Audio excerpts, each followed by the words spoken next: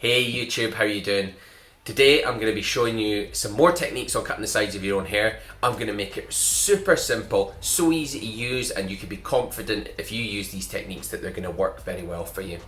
But not just that. Today, to make things more interesting, I'm going to use a budget set of clippers, the Roffie HP20s, because I believe that it does not matter what set of clippers you use, as long as they cut hair, we can cut it well. It's all about the technique. So keep watching and I'm going to show you.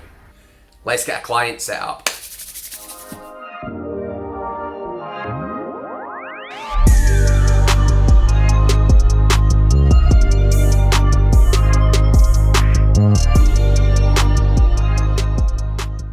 A good place to start this cut is at the back of the head, working from the nape of the neck right up into the occipital bone.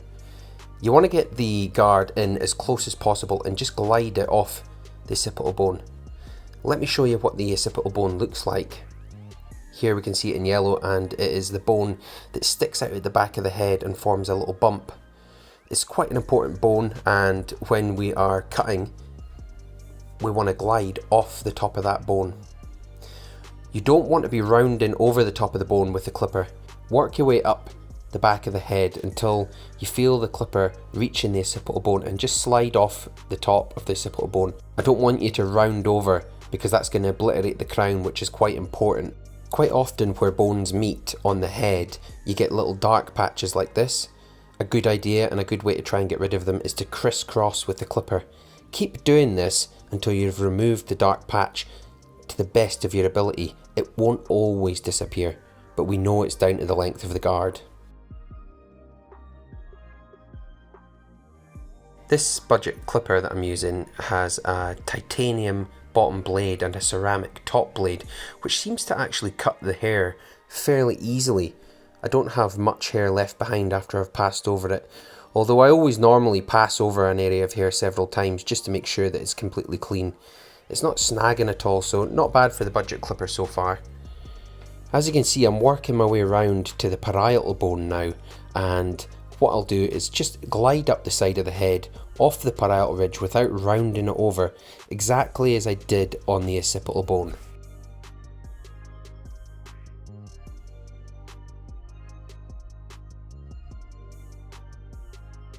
You can see me here using my comb just above where I'm working with the clipper.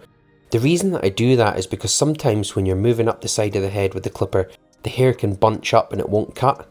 So what I do is I hold the comb there just in case it's going to bunch, and that stops the hair from rising up away from the clipper. In case you're wondering, this comb I'm using is a YS Park comb. I've used them for a number of years after being recommended to use them and changing from the Matador comb, which I use for most of my career. I find they're really good. They've got a little hook point on the end, which is good for scissor cutting on the top. But as I'm using it for scissor cutting, I tend to just use it for the sides as well. This area around the parietal ridge, it's worth trying to clean it all up. I'm getting in behind the back of the ear there, move the ear out of the way. If your client or friend's using a mask, we're going to have to remove that at some point. But I would recommend just leave it to the end so that they have the mask on for the maximum amount of time. Don't be afraid to spend as much time as you like on the side of the head and just clean it up as much as you can. Once you've done that, you're going to want to get onto the nape hair at the sides. So I always like to make a straight line going down the nape hair. I find that really makes the haircut pop at the back. I wouldn't tend to make a straight line at the bottom. Straight lines at the back, in my opinion, should be avoided. It looks unnatural. It takes a lot of skill to make it taper away into nothing, and it really shows the level of a barber's skill if they can do that kind of thing.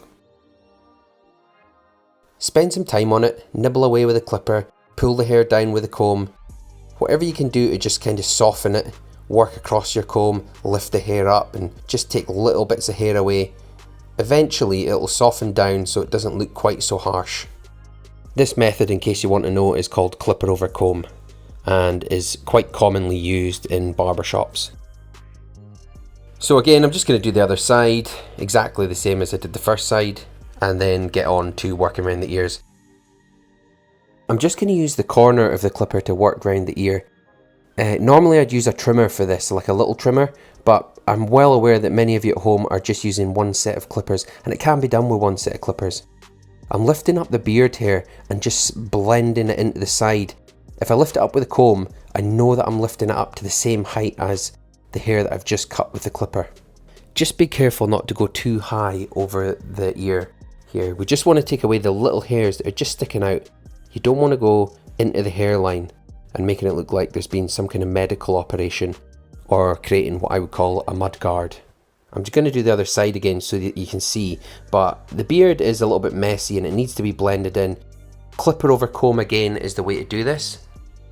Lift it up. Now my comb, I'm trying to put that in at the same length as that hair that I cut with the guard, and then that way I know that the beard hair is going to be the same length as I work my way down. Little dark chunks, they need to be dealt with, so just work over them again. And if you want to do the beard, you can, but that's not what this video is about. This video is about cutting hair with budget clippers. In case you haven't noticed, I sometimes put a link to the clippers that I'm using in the description, so I'll put a link to these, an Amazon link, if you don't have a set of clippers or you don't want to spend a lot of money. That will be linked in the description. Guys, I'd really love to know what sort of clippers you're using. What do you actually use to cut hair with? I would love to know that. I want to know who's actually watching my videos. Are you a barber? Are you someone who's just cutting your friend's hair? Are you cutting family's hair? Are you cutting your own hair? I really would love to know, and I'd love to know what kind of equipment you guys use. So please drop a comment and let me know. So check this out. Now I'm switching to my Andis clipper comb. Look how broad this comb is. This comb's actually as wide probably as any clipper blade that you would use. And the great thing about that is that if it's in front of the hair, between the clipper and the hair, then you're not going to get the blade past that and unlikely to cut anything that's on the other side of the comb.